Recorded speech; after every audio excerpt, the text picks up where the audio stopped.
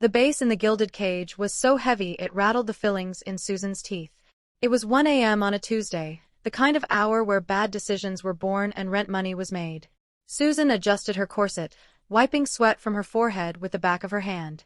She was 32, tired, and carrying a tray of overpriced vodka that weighed about as much as her student loans. She kept her head down. The rule in the VIP section was simple: be furniture. Be invisible. Then, the atmosphere shifted. It wasn't a sound. It was a vacuum. The air was sucked out of the room as the heavy velvet ropes at the entrance parted. Veronica Moretti walked in. Susan had seen the news. Everyone in Chicago knew the face. Veronica was the queen of the underworld, a woman who had buried her father and 2 brothers to take the throne. She was terrifyingly beautiful, sharp cheekbones that could cut glass, hair like spilled ink, and eyes that looked like they had seen the end of the world and found it boring. She wore a crimson suit tonight. Not red. Crimson. The color of fresh blood. It was tailored to perfection, costing more than Susan would make in 5 years. Susan, her manager, Dave, hissed, grabbing her arm hard enough to bruise. Table 1. Take the reserve. Don't look her in the eye. Do not breathe wrong. I got it, Dave, Susan snapped, pulling her arm away. Her nerves were fried. Her brother, Toby, had called an hour ago begging for money he owed to some bad people. She was on edge. Susan navigated the sea of bodies, the heavy crystal bottle of scotch balanced on her tray. She reached the corner booth. Veronica sat in the center, flanked by 3 men who looked like they chewed gravel for breakfast. Susan set the glasses down on the black marble. Her hands were steady. She was a pro. But as she reached to pour the amber liquid, one of the bodyguards shifted, his elbow knocking into her hip. It happened in slow motion. The bottle tilted. The golden liquid arched through the air. It didn't hit the floor. It hit the lapel of the crimson suit. The music didn't stop, but Susan's heart did.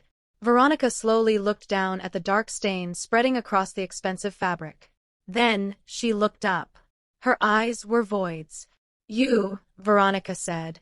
Her voice wasn't loud, but it cut through the thumping bass like a razor.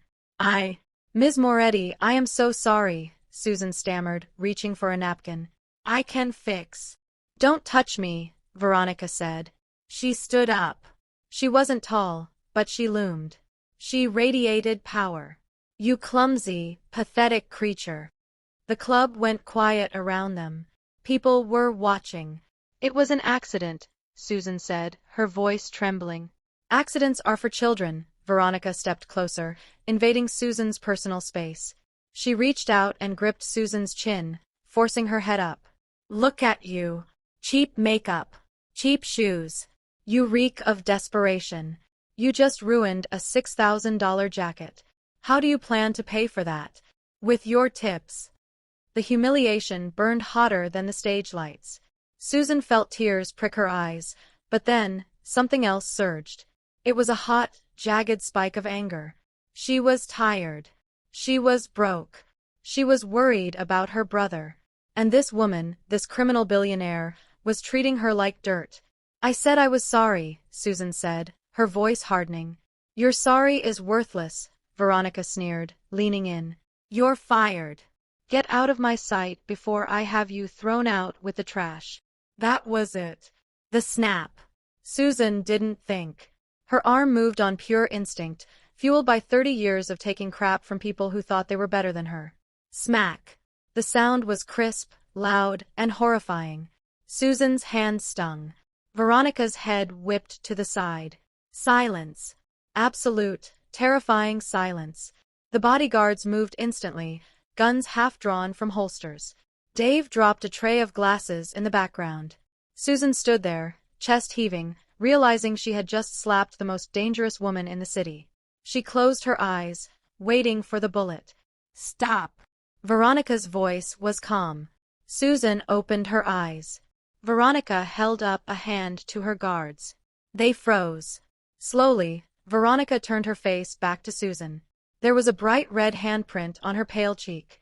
She touched it with her tongue, pressing against the inside of her cheek, and then, she smiled. It wasn't a nice smile. It was the smile a wolf gives a lamb that decides to bite back. You have a heavy hand, Susan, Veronica purred. How do you know my name? Susan whispered, her adrenaline crashing into terror. You're wearing a name tag, Veronica drawled. She stepped closer, ignoring the stunned crowd. Most people tremble when I speak. You strike me. Veronica looked Susan up and down, her eyes dark and hungry. You're brave, Veronica murmured, almost to herself. I like that. Are you going to kill me? Susan asked, her voice shaking. No.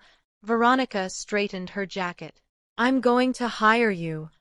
20 minutes later, Susan was sitting in the back of a black Maybach that smelled like leather and expensive scotch. The doors were locked. Veronica sat opposite her, holding an ice pack to her cheek with one hand and a glass of bourbon with the other. Drink. Veronica nodded to the glass she'd poured for Susan. I don't want your drink, Susan said, clutching her purse like a shield. I want to go home. You don't have a home anymore, Susan, Veronica said casually. I just bought your building. Susan stared at her. What? I bought the building. I'm evicting everyone. Condos, you know. Gentrification is a bitch. Veronica took a sip. And your brother, Toby? The one who owes 40 grand to the Russian mob. Susan went cold. Leave Toby out of this. I can't, Veronica shrugged. The Russians are impulsive. They break legs first and ask for money later. Unless what? Veronica leaned forward, the ice pack lowering. The red mark on her face was darkening. Unless you belong to me. Susan laughed, a jagged, nervous sound. I'm not a prostitute. I don't want sex, Susan. I can buy sex. I want a wife. The car hit a bump, but neither woman moved. Excuse me. My father's will, Veronica explained, looking out the window at the passing city lights. To inherit the full control of the Moretti seat, I must be stable. Married. Settled. The board of directors, my uncles, are trying to push me out. They say a single woman is volatile. She turned those dark eyes back to Susan. I need a spouse. Someone who isn't part of this world. Someone clean. Someone feisty. You want me to marry you because I slapped you? I want you to marry me because you're the first person in 5 years who hasn't kissed my ass, Veronica corrected. Here is the deal. We marry. You play the loving wife for 1 year. We live together. You attend events. You look at me like I hung the moon. And in return? In return, Veronica ticked off on her fingers. I pay off your brother's debt tonight. I pay off your student loans. You get a monthly allowance of $10,000. And when we divorce in a year, you get a severance package of $2 million. Susan stared at the woman. It was insanity. It was dangerous. And if I say no? Then I open the door, Veronica said calmly. And I let you walk away. But the Russians will find Toby by morning. And you'll be unemployed. Susan looked down at her hands. They were rough from years of bar work. She thought of Toby, terrified and dumb, calling her crying. She thought of the eviction notices. She looked up at Veronica. The woman was a monster. But she was a monster offering a lifeline. 1 year? Susan asked. 365 days, Veronica confirmed. No sex. Veronica smirked, that same predatory curl of the lip. Unless you ask for it. I won't, Susan snapped. We'll see, Veronica whispered. She extended a hand. Do we have a deal, Mrs. Moretti? Susan hesitated. Then, she reached out and shook the hand of the devil. Deal. The penthouse was cold. Not in temperature, the climate control was set to a perfect 72 degrees, but in spirit. It was all glass, steel, and modern art that looked like violence. Susan had been living there for 2 months. Stand still, Veronica commanded. They were in the master bedroom. Susan was standing on a podium while a tailor pinned a dress to her body. It was gold, backless, and clung to her like a second skin. I can't breathe, V, Susan gasped. Beauty is pain, darling, Veronica said from the armchair where she was reading a dossier. Tonight is the gala. My Uncle Sal will be there. He thinks you're a gold digger.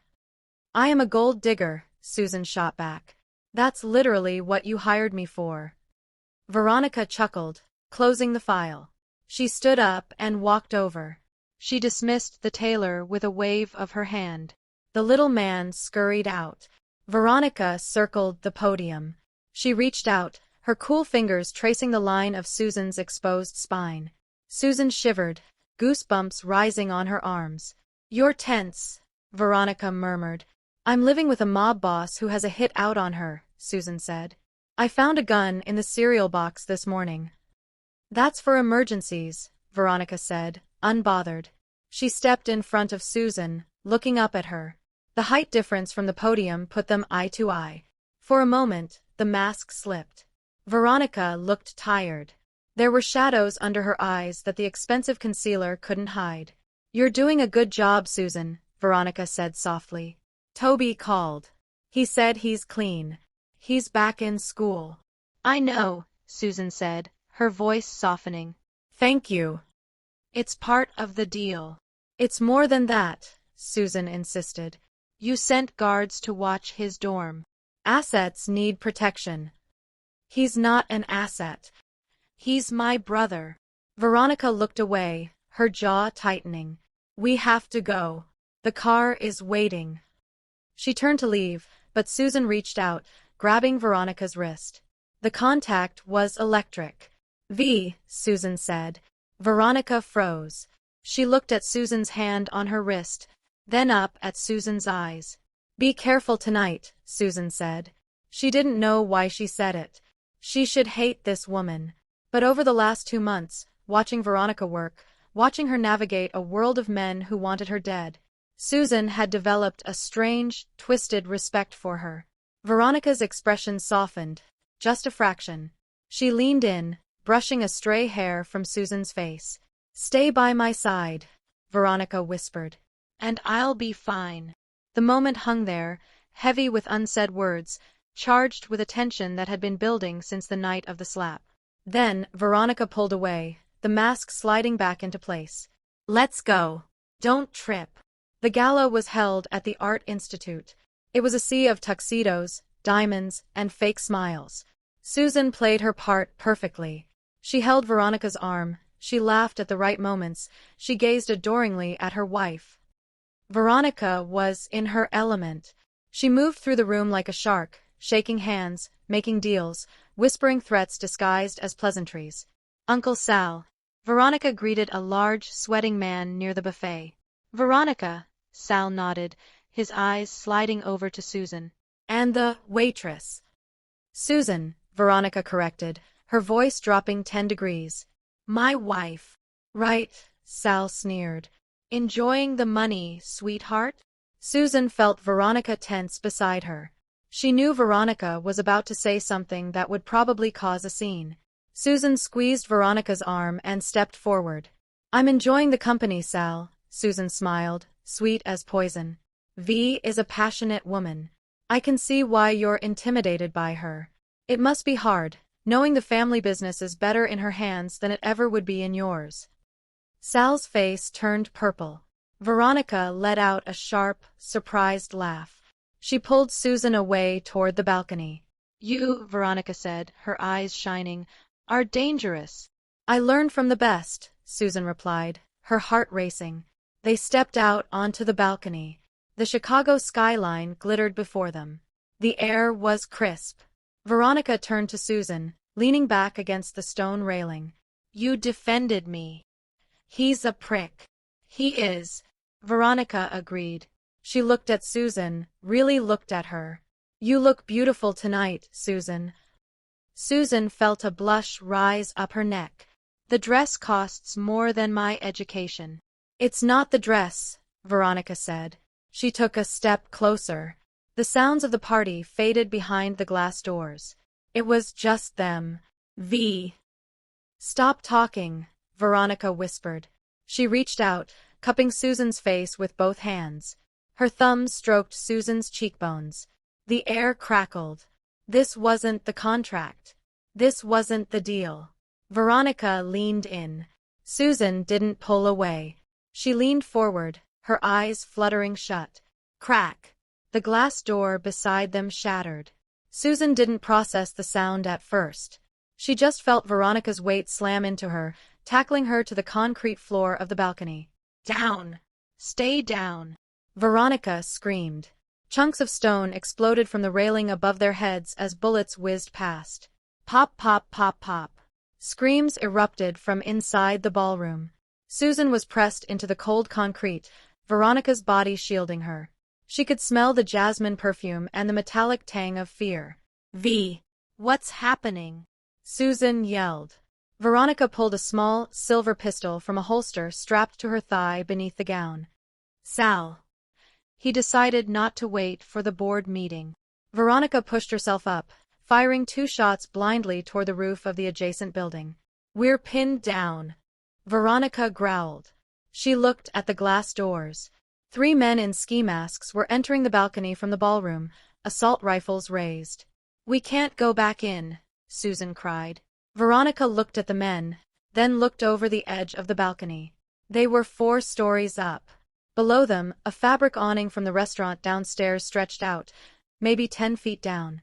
It was a death jump. Or at least a broken leg jump.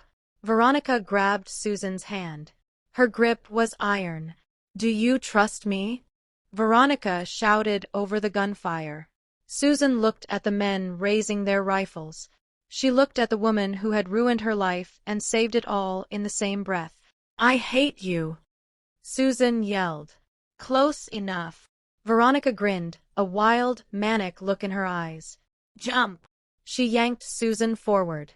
They vaulted over the railing, hand in hand, plummeting into the darkness below as the balcony exploded in gunfire above them.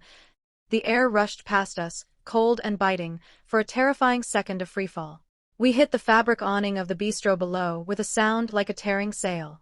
It wasn't a soft landing. The canvas groaned under our combined weight, then ripped down the middle. We tumbled through the tear, crashing onto a scattering of bistro tables and chairs on the sidewalk. I hit the concrete hard. The breath knocked out of me. Pain flared in my shoulder, but before I could groan, Veronica's hand was clamping over my mouth. Up, she hissed, her face streaked with dust and a smear of blood near her temple. Move, Susan. Adrenaline is a hell of a drug. It pulled me to my feet despite the screaming protest of my bruised ribs. My gold dress was torn at the thigh, and I kicked off my high heels, running barefoot onto the cold pavement. The alley, Veronica commanded, grabbing my hand. We sprinted into the darkness between the buildings just as the shouting from the balcony above turned into the pop-pop-pop of suppressive fire. Bullets chipped the brickwork behind us, sending stinging dust into the air. We ran. We ran until my lungs burned and the soles of my feet were raw. Veronica navigated the labyrinth of Chicago's backstreets with terrifying precision, leading us away from the main roads, away from the cameras, and into the shadows. We collapsed into the basement level of a half-constructed parking garage, our temporary hideout. The silence here was heavy, broken only by our ragged breathing. Veronica slumped against a concrete pillar, sliding down until she hit the floor. She immediately began checking the magazine of her silver pistol. Are you hit? I asked, my voice trembling. No, she said, clipped efficiently. You. Just bruised. I looked at her. The invincible MAFIA queen looked human for the first time. Her tuxedo shirt was torn, her hair wild. Your uncle. He tried to kill us. Veronica looked up, her eyes hard as flint. He missed. That was his last mistake. She pulled out a burner phone from her jacket pocket, not her main sleek device, but a cheap plastic thing. She dialed a number, waited, and then cursed, throwing the phone against the wall. Jammed. They've locked down the network. Sal has been planning this for months. So we're on our own? Veronica looked at me, a strange softness entering her gaze. I'm on my own, Susan. You can leave. Take off the ring, walk out. Go to the police. Tell them I kidnapped you. I stared at her. I thought about the way she had covered my body on the balcony. I thought about the way she had jumped first to break the fall. I'm not going anywhere, I said, surprising myself. Veronica stared at me for a long moment. Then we need to move. This place isn't safe. We found the Starlight Motel 3 miles south. It was the kind of place that rented rooms by the hour and didn't ask for ID. The room smelled of stale cigarettes and lemon cleaner. Veronica barricaded the door with a heavy dresser while I went into the bathroom to wash the grime off my face. When I came out, Veronica was sitting on the edge of the sagging bed. She had stripped off her ruined tuxedo jacket and the holster. Under the harsh fluorescent light, she looked smaller, but no less dangerous. "Come here," she said. I walked over. She reached out, taking my hand. Her thumb brushed over the raw scrapes on my knuckles. "I promised you a life of luxury," she murmured, a dry smile touching her lips. "This isn't exactly the Ritz." "The company makes up for it," I said, sitting down beside her. The air in the room shifted. The adrenaline was fading, leaving behind a raw, exposed nerve of attraction. We were two women who had just cheated death. "Why did you stay, Susan?" she asked, her voice low. "For the money." "Screw the money," I whispered. "You saved my life. I put your life in danger. And then you jumped off a building for me." Veronica's gaze dropped to my lips. This time, there was no audience. No Sal, no gala, no cameras. "I think," she whispered, leaning in, "that I am in a significant amount of trouble with you." She kissed me. It wasn't the chaste, performative peck we did for the cameras. It was desperate, hungry, and tasted of iron and expensive whiskey. I wrapped my arms around her neck, pulling her closer, forgetting the bruises, forgetting the danger. For a few hours, in that cheap motel room, the war outside didn't exist. Morning came too soon. Veronica was already up, cleaning her gun with a piece of torn bedsheet. "I got a signal," she said, not looking up. "My head of security, Marcus. He's loyal. He's meeting us at the old textile warehouse in the industrial district. He has a car and a clean team." "Are you sure it's him?" I asked, pulling my torn gold dress back on. It felt ridiculous now, a costume from a play that had ended tragedy. "Marcus is family. Real family." We stole a car, an old sedan with a rusted lock, and drove to the industrial district. The warehouse loomed against the gray sky, a massive skeleton of rust and brick. We parked around the back. The silence was absolute. "Stay close," Veronica said, drawing her weapon. We entered through a side door. The warehouse was a cavern of shadows and dust motes dancing in the shafts of light breaking through the roof. "Marcus!" Veronica called out, her voice echoing. A figure stepped out from behind a stack of shipping crates. It was Marcus. But he wasn't smiling. And he wasn't alone. "I'm sorry, V," Marcus said, his voice flat. From the shadows, a dozen men emerged, weapons raised. And from the center, clapping slowly, walked Uncle Sal. "The prodigal niece returns," Sal grinned, his face flushed with triumph. "And she brought the waitress. How romantic." Veronica didn't flinch.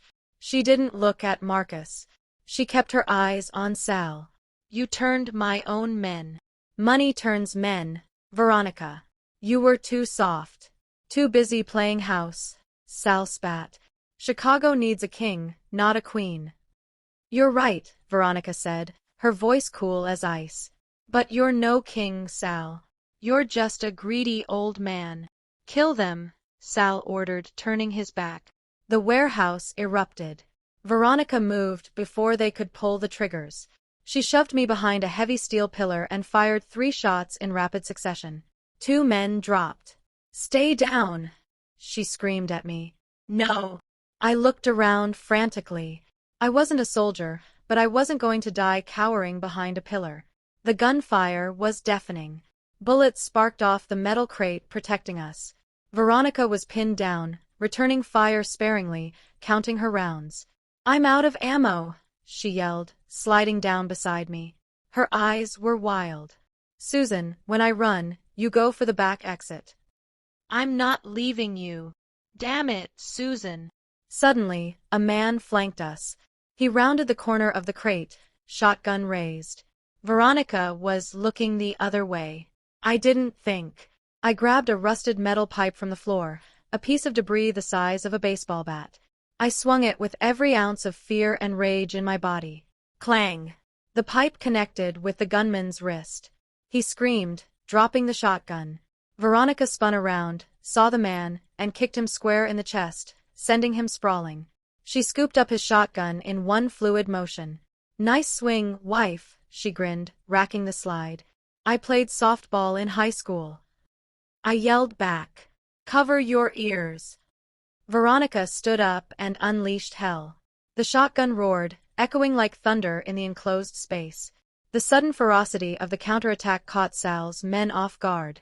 They scrambled for cover. Marcus! Veronica shouted over the noise. Last chance. Do you want to die for him? Marcus, hiding behind a forklift, looked at Sal, then at Veronica. He looked at the bodies on the floor. He dropped his weapon. Stand down. Marcus yelled to the remaining men. It's over. Most of the men lowered their guns. They knew Veronica. They knew her reputation. They had only followed Sal because they thought she was dead. Sal, realizing the tide had turned, pulled a revolver and aimed it, not at Veronica, but at me. If I can't have the chair, he snarled, you don't get the girl. Time seemed to slow down. I saw the barrel align with my chest. Then, a single shot rang out. Sal stiffened. He looked confused. A small red dot appeared in the center of his forehead. He crumpled to the ground. Veronica stood there, the shotgun smoking, her chest heaving. She hadn't hesitated. The silence that followed was heavy, broken only by the distant sound of approaching sirens. We sat on the back of an ambulance, wrapped in shock blankets. The police, the ones on Veronica's payroll, were cleaning up the scene. Marcus was in handcuffs, being led away, but he gave Veronica a nod. He would do his time. Veronica had a cut on her forehead and her tuxedo was ruined, but she looked immaculately calm. She turned to me. You saved my life in there.